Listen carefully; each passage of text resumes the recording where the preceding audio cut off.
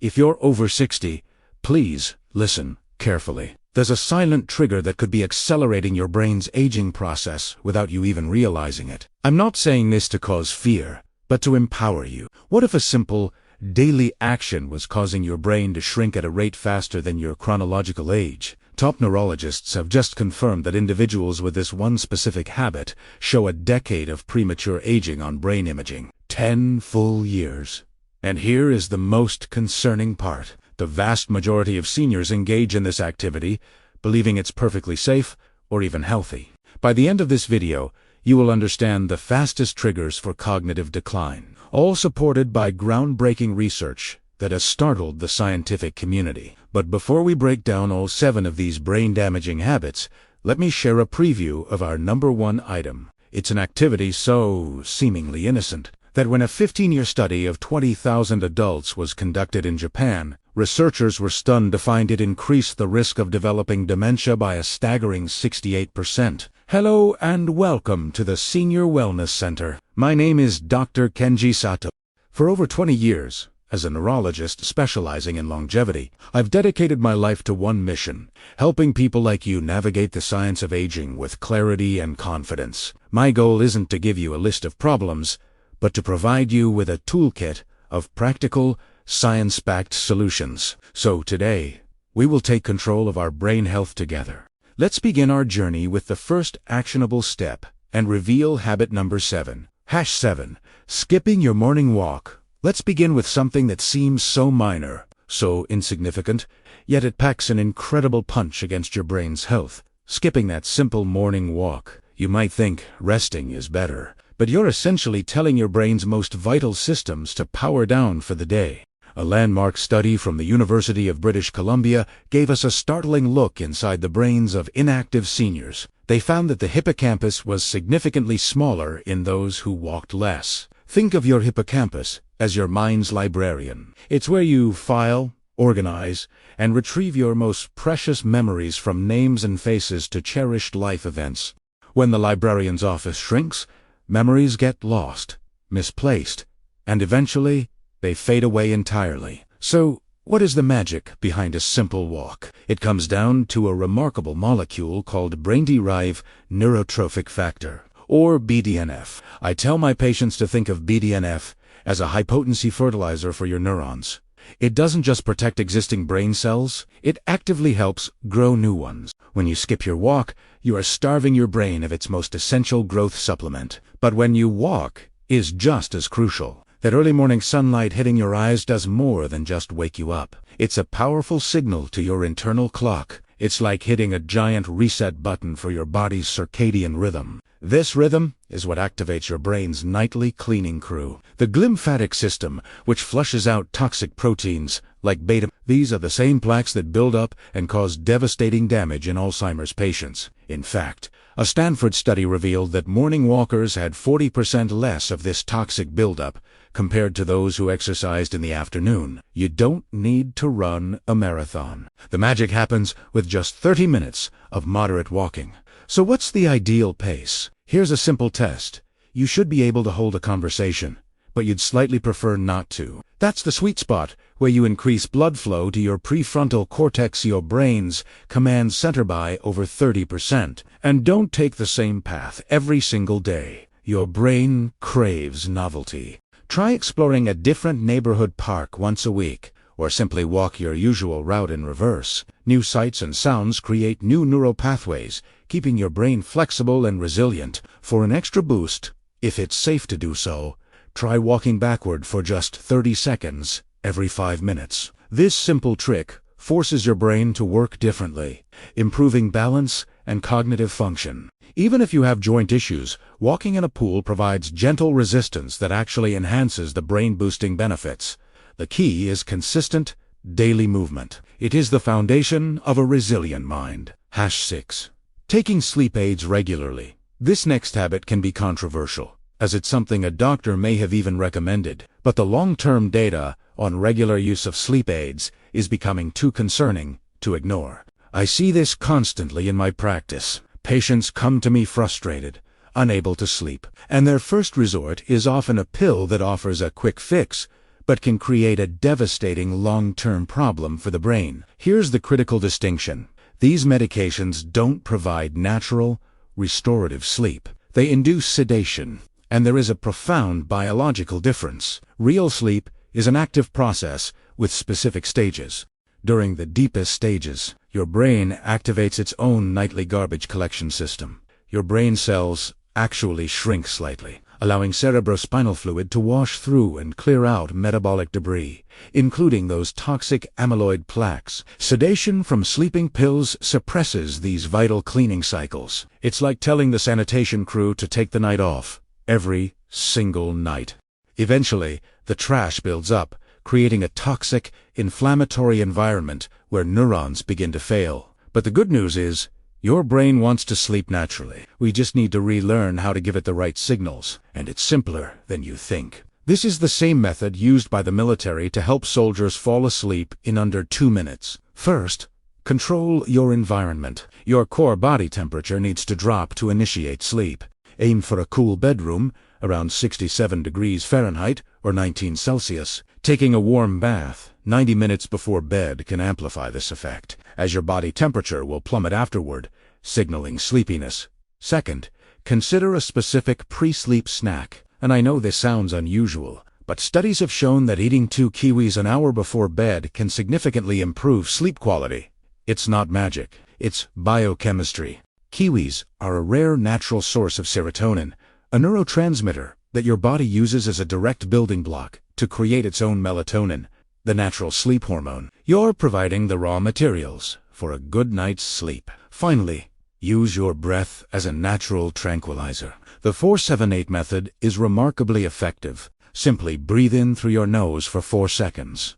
Hold your breath for 7 seconds, and then exhale slowly through your mouth for 8 seconds.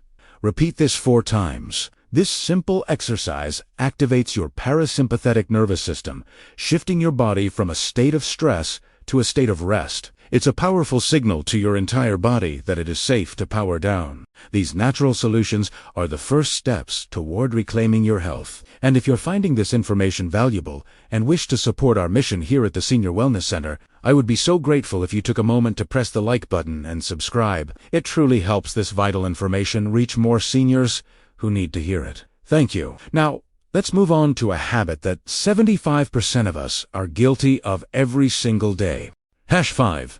Excessive passive screen time. Let's discuss a comfortable habit that often feels like a well-deserved reward. Settling in on the couch to watch our favorite shows. But what if that rest is actually putting your brain into a state of atrophy? Researchers have a term for this: cognitive sydenerism. Imagine your brain is a muscle. Watching hours of passive TV is like sitting in a chair without moving for a whole day. Without active engagement, that muscle will weaken. The science is clear. A long-term study from the University of London found that adults who watched more than 4 hours of TV a day experienced a significant decline in verbal memory. Their brains weren't being challenged, so they began to lose function. Binge-watching is even worse. When you watch multiple episodes in a row, your brain stops encoding distinct memories.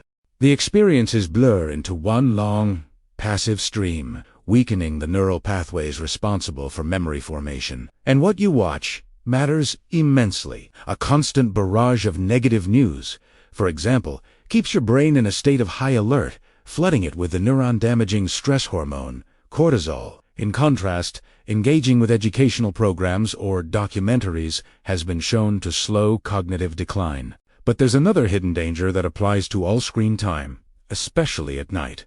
Blue light. This specific wavelength of light is a powerful signal to your brain that it's midday, effectively slamming the brakes on your body's production of melatonin, the sleep hormone. This disruption can last for hours, destroying your sleep quality. And not all blue light glasses are created equal. The clear lenses often marketed for office use are not enough for pre-sleep protection. You need amber or orange-tinted lenses that filter at least 99% of blue light to truly protect your melatonin production. I've made sure to link the right kind in the resources, but the best solution isn't just a filter. It's to transform passive consumption into active engagement. Don't just watch. Interact. Challenge your brain with a documentary, and try to summarize its 3 main points for a friend or family member the next day. This forces your brain to process and retain the information. Or, even better, turn on an audiobook or an educational podcast while you do some light gardening, fold laundry, or organize a bookshelf. When your hands are busy, your brain stays alert and receptive. Engage your mind. Don't just numb it. #4. The sugary and processed breakfast now for a habit that begins the moment many of us wake up. That innocent-looking bowl of cereal, the toast with jam, or the sugary pastry could be setting your brain up for a day of inflammation and damage. When you consume these refined sugars and simple carbohydrates first thing in the morning, your blood glucose spikes dramatically. In response, your pancreas goes into emergency mode, flooding your system with the hormone insulin to manage the sugar overload. This massive insulin surge triggers a cascade of inflammation throughout your body, and your brain is the most vulnerable target. This inflammation can damage the delicate blood-brain barrier, your brain's last line of defense against toxins. In my field, we are now even referring to Alzheimer's as type tris diabetes. Here's a simple way to understand why. Imagine insulin as the key that unlocks your brain cells to let in glucose for energy. It's a perfect system, but a constant flood of sugar from processed foods essentially rusts the lock. Your brain cells become insulin resistant. They can no longer open the door to their fuel source. Tragically, they begin to starve, even while floating in a sea of excess sugar. But your breakfast can also be your brain's greatest protector. The perfect brain-saving breakfast is built on 3 pillars: healthy fats, clean protein, and powerful First, healthy fats to rebuild your neural membranes. For a daily breakfast, think about adding half an avocado for its monounsaturated fats, which improve blood flow to the brain. Second, you need choline, a vital nutrient for creating your memory neurotransmitter. The absolute best source is eggs, and I recommend pasture-raised eggs whenever possible, as they have a much higher omega-3 content, providing a double benefit. Third, you need a flood of antioxidants to fight that inflammation. And here, not all berries are created equal. I specifically recommend wild blueberries. They are smaller than their cultivated cousins, but they can contain double the antioxidant capacity. You can build your entire breakfast around these 3 powerhouses. And here's a clinical tip for an extra layer of protection: add turmeric to your eggs. But curcumin, the active compound in turmeric, is poorly absorbed on its own. It needs a partner. Combining it with a pinch of black pepper, which contains piperine, increases its bioavailability by up to 2,000%. If you're considering a supplement for its anti-inflammatory benefits, make sure it includes this crucial combination. For a quicker option, consider steel-cut oats, which release glucose slowly, preventing that inflammatory spike. Mix in walnuts for brain-healthy DHA, and a sprinkle of cinnamon to improve your cell's insulin sensitivity. Start your day by fueling your brain, not fighting it. #3. Breathing through your mouth. This next habit is one you might be doing right this second without even noticing. It's the silent saboteur of your brain's oxygen supply. Chronic mouth breathing. It seems harmless, but the science shows it's silently starving your brain. You see, your nose isn't just for smelling. It's a highly sophisticated delivery system. When you breathe nasally, your sinuses produce a miracle molecule called nitric oxide. Think of nitric oxide as the key that unlocks your blood vessels. It's a potent vasodilator, which means it widens them, allowing up to 18% more oxygen-rich blood to reach every corner of your brain with each breath. Mouth breathing completely bypasses this vital step. Over years, this subtle but chronic oxygen deficit leads to what's called hypoxic stress. It's like slowly suffocating your brain cells. Studies from Nagoya University in Japan have shown this results in actual, measurable shrinkage of gray matter in critical brain regions, like the prefrontal cortex. This habit also sabotages your sleep architecture, dramatically reducing the deep and REM sleep your brain needs for its nightly cleaning and memory consolidation. You might be getting 8 hours of sleep, but it's low-quality, unrestorative sleep. So, how do we retrain this lifelong habit? We start by teaching your tongue its proper resting place. Right now, Notice where your tongue is. For proper nasal breathing, it should be resting gently against the roof of your mouth, with the tip just behind your front teeth. Practice holding this position for a few minutes every hour. It naturally encourages your jaw to close and your body to use its primary breathing pathway, the nose. At night, the most effective tool for reinforcement is mouth taping. This might sound unusual, but it's a gift. The key is to use a gentle, hypoallergenic medical tape designed for skin. Please do not use household tape. Start by wearing it for 15 to 20 minutes during the day to get comfortable. I've linked a safe and effective option in the pinned comment. It's a small step that yields profound results for sleep quality and brain oxygenation. If your nose feels stuffy before bed, you can clear it in seconds using the Buteyko method. Let's try it. Take a small, silent breath in through your nose and a relaxed breath out. Now, gently pinch your nose closed and hold your breath. While holding your breath, slowly nod your head up and down or sway from side to side until you feel a strong but still comfortable urge to breathe. Then, release your nose and breathe gently through it. Let's recap that. A normal exhale, pinch your nose, and nod your head until you feel that distinct urge to breathe. This builds up carbon dioxide, which is a natural decongestant. It's more effective than any spray and trains your body to prefer nasal breathing. Number A. The healthy oils that are frying your brain. We've arrived at number 2, and this one is hiding in plain sight in almost every kitchen. I'm talking about the so-called heart-healthy vegetable oils. Canola, corn, soy, and sunflower oil. For decades, we've been told these are good for us, but the science for brain health tells a very different and, frankly, terrifying story. Here is the critical problem. These oils are chemically unstable. When you heat them, their molecular structure breaks down, and they create a storm of toxic compounds called aldehydes. To put it simply, heating these vegetable oils is like creating microscopic shrapnel in your pan. These toxic particles of aldehydes are absorbed into your bloodstream, cross the delicate blood-brain barrier, and then proceed to literally poke holes in your neuron membranes, causing cumulative and irreversible damage. You are, in effect, deep-frying your brain cells every time you cook with these oils. Furthermore, these oils are incredibly high in pro-inflammatory omega-6 fatty acids. Our brains need a near-perfect 1-to-1 balance of omega-6 to anti-inflammatory omega-3 fats, but the average modern diet is closer to 20. This severe imbalance is one of the biggest drivers of the chronic, low-grade brain inflammation that is a hallmark of cognitive decline.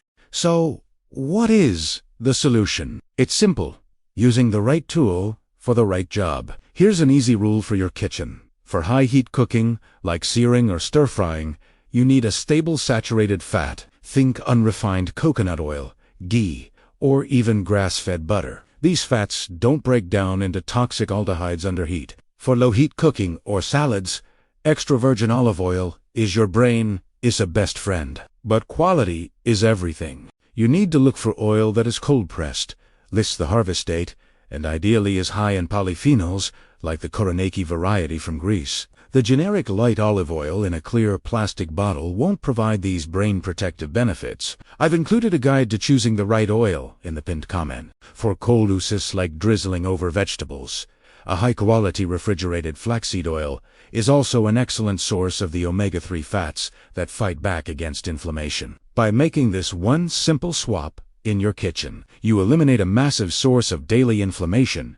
and replace it with powerful, protective fats that build and nurture your neurons. The choice is clear, and your brain will thank you. #1. The silent demon. Loneliness. We have finally arrived at the #1 fastest dementia trigger. Remember that Japanese study I mentioned at the beginning? The one that found a 68% increased risk of dementia. That risk wasn't from a food or a pill. It was from the simple act of eating alone, regularly, a powerful marker for our #1 brain destroyer: social isolation. As a doctor, I can tell you that loneliness is not just a feeling, it's a physiological condition. It triggers a chronic, low-grade fight-or-flight response, bathing your brain in stress hormones day after day. It's the most aggressive, yet most overlooked, threat to cognitive health in our senior population. This constant drip of cortisol literally kills neurons in your hippocampus, the memory center of your brain, at a rate 50% faster than normal aging. Your brain,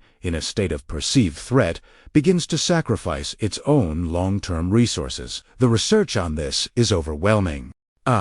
Massive. 10-year study from the University of Florida found that seniors who reported feeling lonely had a risk of dementia that was more than double that of their socially connected peers. Harvard researchers scanned the brains of lonely individuals and found smaller gray matter volumes in the exact regions that controlled emotion and memory. Loneliness physically changes your brain for the worse. But here is the most crucial part of this discovery, and it's where the hope lies. It's not about how many people you know. It's not about being popular or having a full social calendar. It's about having one or two people you can have a meaningful conversation with, someone you can be vulnerable with. That single, genuine connection is more protective for your brain than 100 acquaintances. It is quality, not quantity. Meaningful conversation releases a cocktail of protective neurochemicals like oxytocin and dopamine. These hormones counteract cortisol and, most importantly, they trigger the production of that brain fertilizer. We talked about BDNF. Social connection is a direct command to your brain to heal itself and grow. So, how do we fight this? You start small. Join a local book club, a walking group, or a volunteer organization. The key is regular, scheduled interaction. Or adopt a pet. The unconditional companionship provides consistent, positive brain stimulation. But the most powerful thing you can do today is to simply pick up the phone. Not a text, an actual phone call. Call a friend or family member you haven't spoken to in months. That single act of reconnection triggers powerful neuroplasticity. It is the most potent medicine for a lonely brain. We've covered some serious topics today, but I want to leave you with a message of profound hope. Your brain is not a static organ. It has an incredible ability to heal and rewire itself at any age. This is called neuroplasticity. You have the power to build a stronger brain. Starting today, the journey to a healthier brain begins not with 7 giant leaps, but with one single step. To help you get started, I've put together a list of the exact tools and high-quality ingredients we talked about today. You can find that curated list in the first pinned comment below this video, and I would love to hear from you. In the comments, please share which one habit you are going to start with this week. Your journey can inspire our entire community. And if you enjoyed this content and want to continue your journey to a healthier life, check out the videos appearing on your screen now. I'm sure they'll help you immensely. Click on one of them, and I'll see you there.